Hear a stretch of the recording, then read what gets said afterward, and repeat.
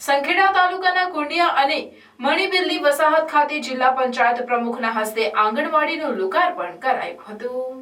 છોટાઉદેપુર જિલ્લાના સંખેડા તાલુકાના કુંડિયા તેમજ મણિબિલ્લી જિલ્લા પ્રમુખના મત ક્ષેત્રમાં ₹7 લાખના ખર્ચે નવીન આંગણવાડીનું લોકાર્પણ જિલ્લા પંચાયત પ્રમુખ મલકાબેનના હસ્તે કરાયું હતું। આ પ્રસંગે જિલ્લા નિયામક DRDA તથા જિલ્લા પ્રોગ્રામ ઓફિસર ICDS તથા કુંડિયા સરપંચ અને ગ્રામજનો હાજર રહ્યા હતા। તે પ્રસંગે જિલ્લા પંચાયત પ્રમુખ મલકાબેન પટેલે જણાવ્યું હતું કે મારા મત ક્ષેત્રમાં આજે 2 નવીન આંગણવાડીનું લોકાર્પણ કરતા ગર્વ અનુભવું છું। આ આંગણવાડીથી નાના ભૂલકાઓને પોષણ અને પાયાનું જ્ઞાન મળશે અને આવતીકાલનું ભવિષ્ય આ ભૂલકાઓમાં જોતા મને ઘણો આનંદ થાય છે। લોકાર્પણ પ્રસંગે મોટી સંખ્યામાં ગ્રામજનો ઉપસ્થિત રહ્યા હતા। નિયામક DRDA તથા જિલ્લા પ્રોગ્રામ ઓફિસર ICDS તથા કુંડિયા સરપંચ અને ગ્રામજનો હાજર રહ્યા હતા।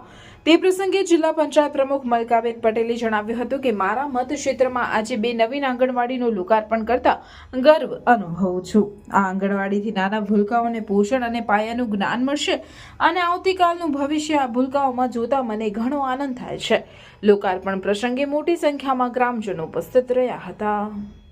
જિલ્લામાંથી અધિકારીગણ, જિલ્લા પંચાયત પ્રમુખશ્રી તેમજ ગામના અગ્રગણ્ય નાગરિકો ઉપસ્થિત રહ્યા અને સાથે સાથે આ મકાન થવાથી હવે નાના ભૂલકાઓને ખૂબ જ લાભ થવાનો છે, એમાં કોઈ શંકાને સ્થાન નથી। અસ્તુ ભારત માતા કી જય।